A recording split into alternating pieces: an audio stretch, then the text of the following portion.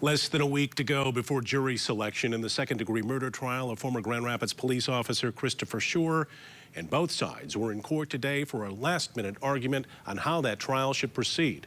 Schurr is accused of shooting and killing Patrick Lyoya after a traffic stop 3 years ago.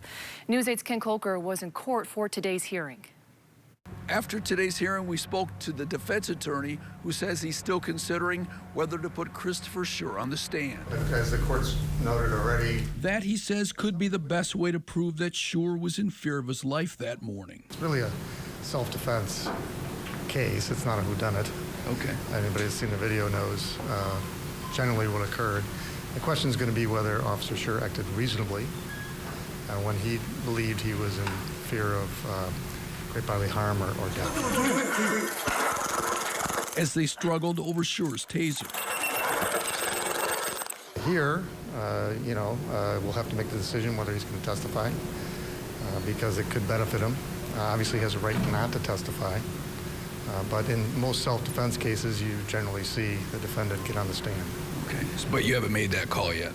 No, we always wait until the moment, but obviously he'll be prepared to testify if we think it's appropriate. 1915, got one running. Video released by police shows Lyoya running away from Schurr before the struggle.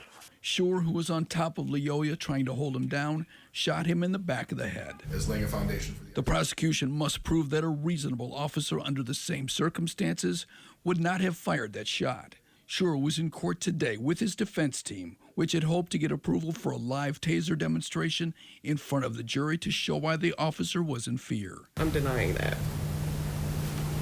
I'm denying that motion because it's not safe, just like I wouldn't allow someone to come in and shoot someone in the shoulder to demonstrate that they could survive that wound.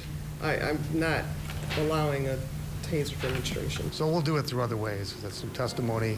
We might have some videos of people getting tased, including the officer.